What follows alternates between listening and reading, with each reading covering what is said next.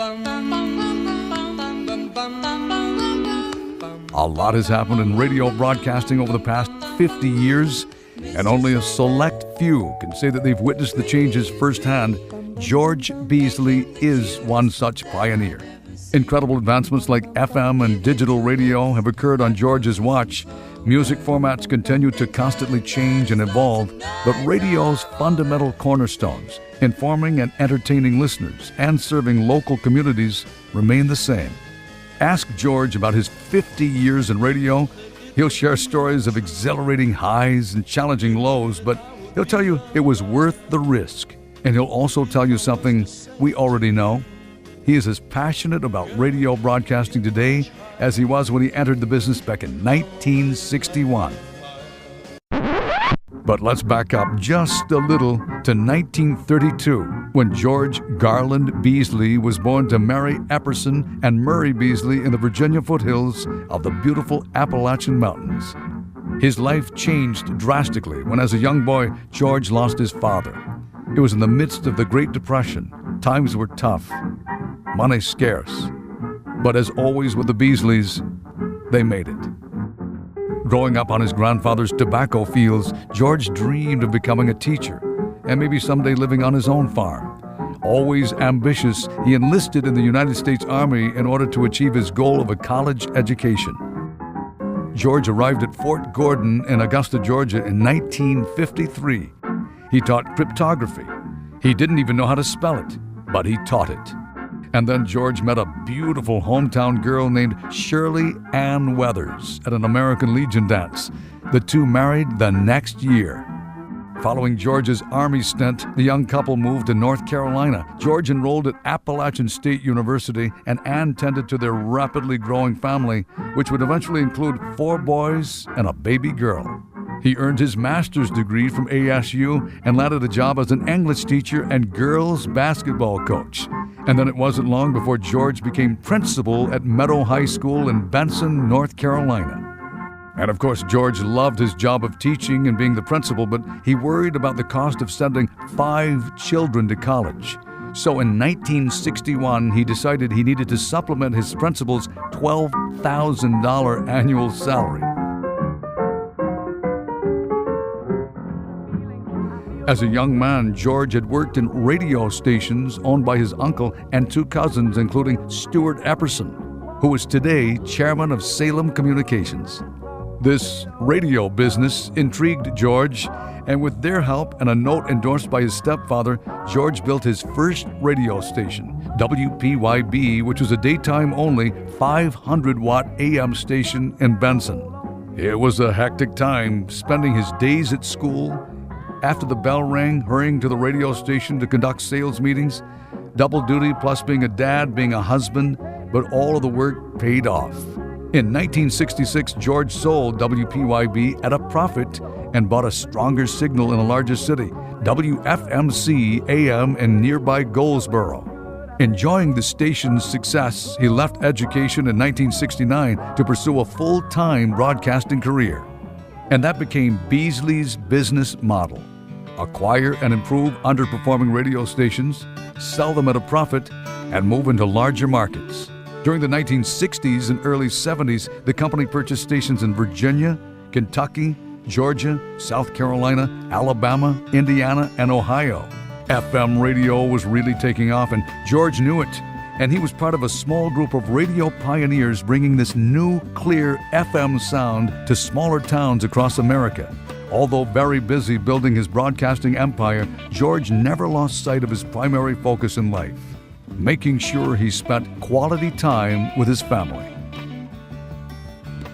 There are so many great memories growing up in our household. Gosh, with 4 older brothers, there was mischief going on all the time. George worked hard, and that enabled us to be able to take vacations and go to the beach and just have a great time. I'd like to share one memory with you. We were on vacation one year, and George liked to play tennis. And so he went out to the tennis court to start his game and open up his tennis balls. And instead of tennis balls being there, he had Pringles potato chips.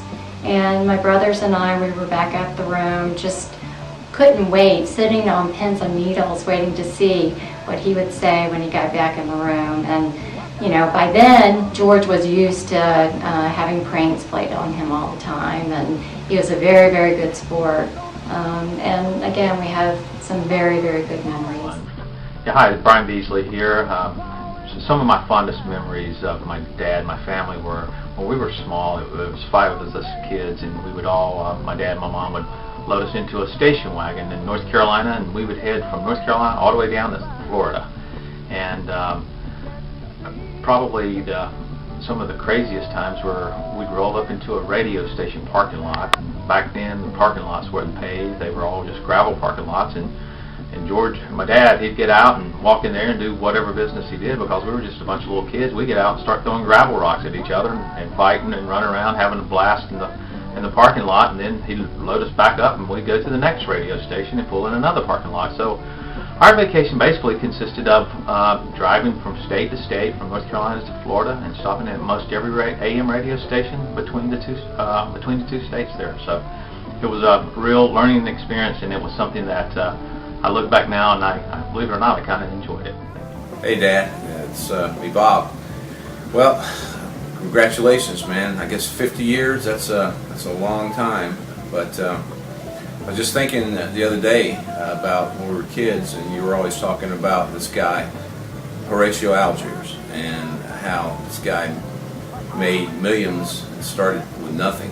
So I did a little research later on in life after hearing about this, and you telling me that I could do anything I wanted to all my life. And when I started looking, it was like, this is you.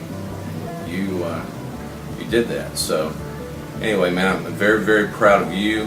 I'm proud of all your accomplishments in radio.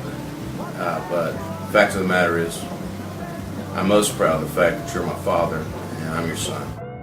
Beasley Broadcasting kept expanding, adding stations in Texas and Arkansas. George also remained very devoted to the cause of public education. He served on the Wayne County School Board for 16 years and as chairman on 3 different occasions.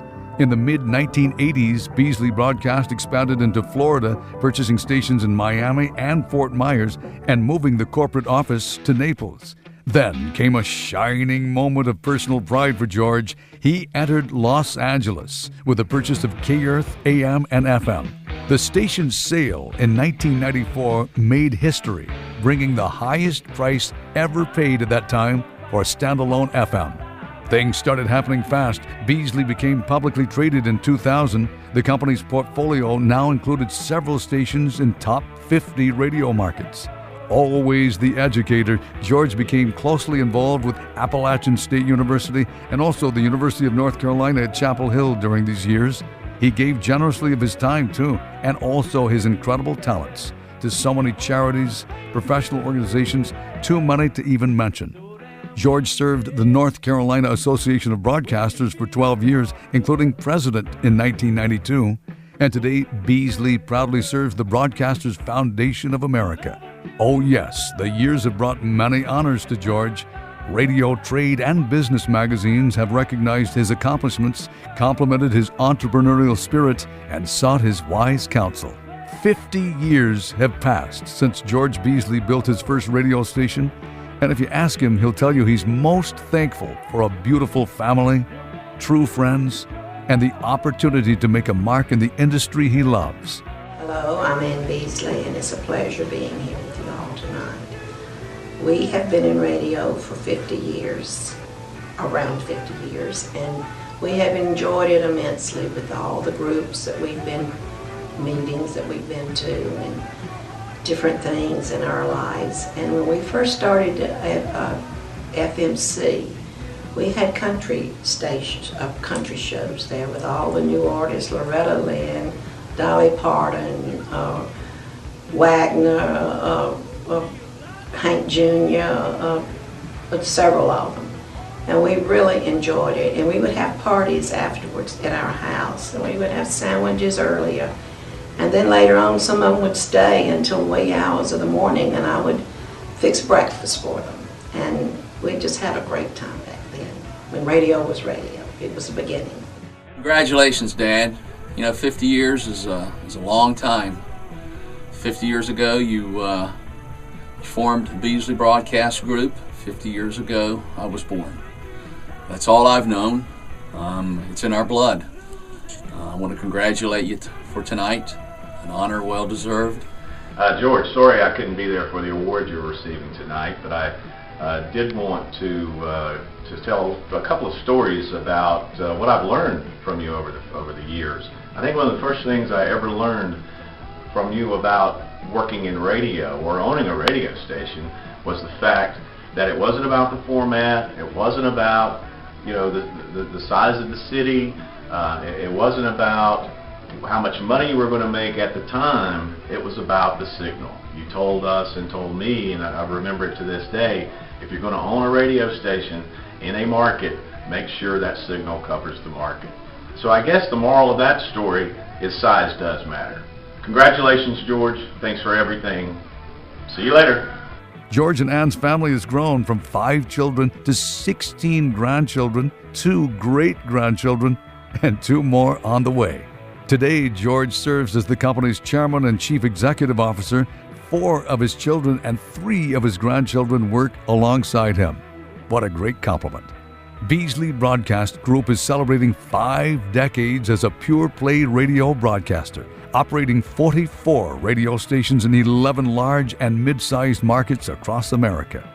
And on a personal note, I can only tell you what my mother, Ann, and my uncle, William, said about George Beasley. He's just down to earth, always willing to help, always laughing, and always encouraging. Is that great? And it's true. George Beasley and the Beasley Broadcast Group. This is Rick Dees, and I am so proud to say 50 years in radio and still going strong. Can't I help it if I think you're funny when you're mad? Trying hard.